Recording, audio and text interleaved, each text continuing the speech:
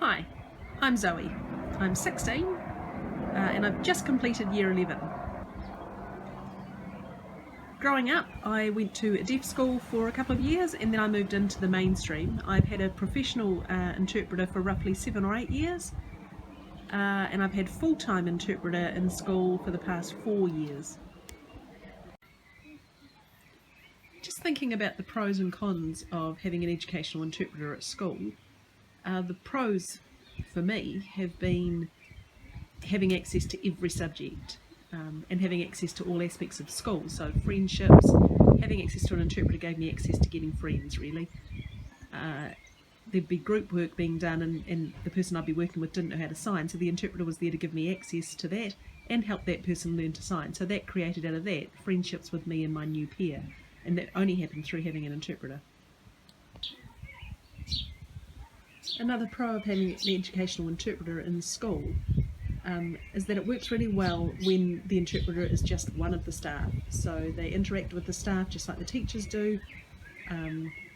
It's not set up that the interpreter is for me. The interpreter is at school for everybody. And that works really, really well. It works much better than my previous experience of having, say, a teacher of the deaf or a teacher aide that came in and was sort of attached to me. They'd come in at certain times of the day and I was all the attention, and it just doesn't work like that. It works when the interpreter is part of the staff, is friends with the staff and gets on with the other teachers. It works really, really well. Having an educational interpreter in class lets me relax. It lets me learn and concentrate on the content rather than being paranoid and worried about who's laughing about what, or what am I supposed to be learning, what is the teacher saying. I'm able to relax and learn through the interpreter just like the hearing kids are able to relax and listen. I can answer questions, I can raise my hand and respond. I'm just a normal student when I've got the interpreter in the classroom. My interpreter has had a real impact on the school. The awareness of culture and language that all of the students now have has been through having an interpreter there. There's lots of activities that sign language is included in. New Zealand Sign Language Week is celebrated at school. The posters are always put up.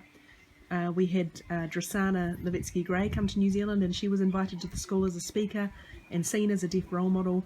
They give access to that type of thing. All of those sort of awareness when they do chants for Athletics Day, sign language is used in those. So there's small ways that deaf culture and language is included into the school, and it's valued. Our culture is valued. This has happened because the interpreter is on staff. It's largely because of her.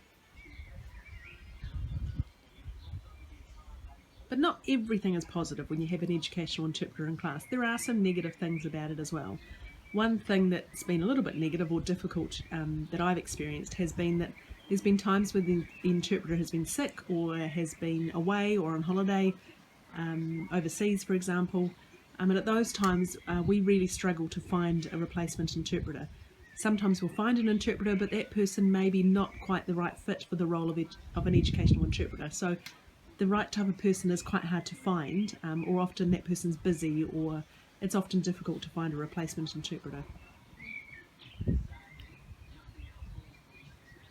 Another example of a difficulty that I have at school is, say for example in English, they're often watching DVDs and maybe it's a 2-hour movie, and often I've had the experience of it not being captioned, and the interpreters had to sit there and interpret the whole movie and they don't get a break at all. I would prefer that the teachers give the interpreter a break and actually make the effort of having a DVD that is captioned, or finding another interpreter maybe to give my interpreter a break. Thinking back to when I was in primary school, and at that time I didn't have a full-time interpreter in the classroom, remembering at that time that I had a lot of friends in primary school, a lot of girlfriends there who did sign really, really well. They were competent signers, all of them. And they often took on that interpreting role, and I relied on them too much. But what that did was completely disempowered me and empowered them. They had power and control over me and how much information. And there were some days when they wanted to be my interpreter, and there were other days when they would choose not to be my interpreter. And they would hold it over me and say, I'm not going to sign for you. So I was completely disempowered. I actually preferred at that time to go and play with the boys and sort of rough and tumble play, because I didn't want to mix with those girls. I sort of couldn't communicate with them because they would hold it over my head. One day they would communicate and the next day they wouldn't. I'd like to see deaf kids out there building their own sense of confidence and empowerment to progress through school, that that they build good friendships and not have teachers giving the power to the hearing kids to hold over the deaf kids in their classrooms. Giving those hearing kids that power completely disempowered me. And I was included in the classroom, but I didn't feel like I was. I felt lonely. And yes, kids were signing, and that looked great from the outside, but just because you're signing doesn't mean you're going to be my friend. You know, sometimes they were good signers, but not such nice people. So I want deaf kids to be confident in who they are, confident signing, and for teachers not to give that power to the hearing peers. I want deaf kids to be able to fit in and feel equal to the hearing peers.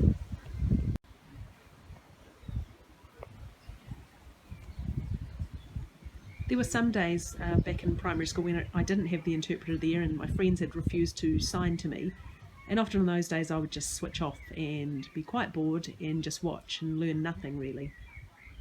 There were days when I would go home and Mum and Dad would ask me, you know, what did you do today? What did you learn at school? Which is the normal thing to say to your kids when they come home, and I said to my Mum and Dad, didn't learn anything. I also mentioned in an IEP at that stage that I wasn't learning anything, and the teacher said, oh, I thought you were learning. Because you were smiling, you looked happy, but just because you're smiling doesn't mean you're learning. Often I was just switched off on the net.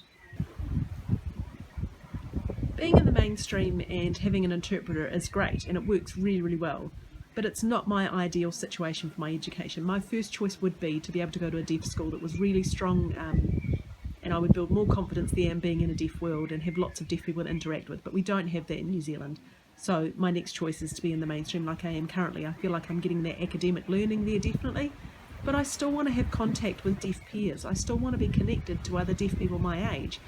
Often I've seen things on Facebook or on social media that there's been events on here in Wellington and I've not known about them. So I've not been told about them. I don't have any sort of connection. I don't know if the deaf school's forgotten about me but I just feel it's a little bit not fair. I feel like I've got deaf friends, but actually they're all overseas.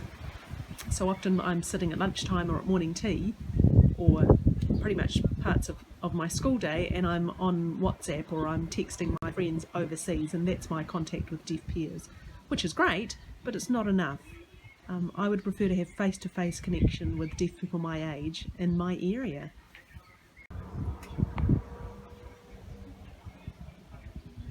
My interpreter has worked with me for many, many years, and she's worked so hard to learn and upskill herself to become an educational interpreter, and she's provided me with access for 7 or 8 years now that we've worked together.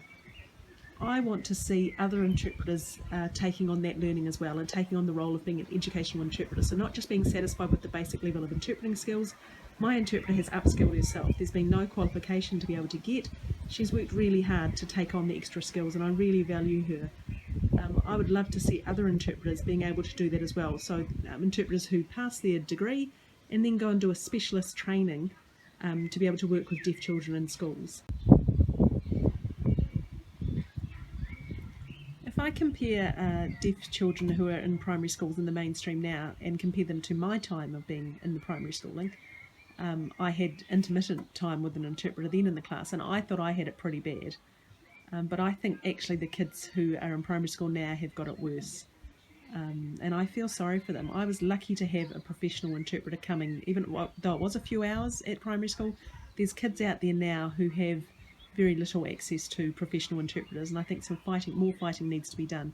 I want to see kids out there now with professional interpreters full-time, professional educational interpreters who can fit and work with age-appropriate content. So for kids maybe age of 5 through to 12, making sure that the interpreters fit well with those kids.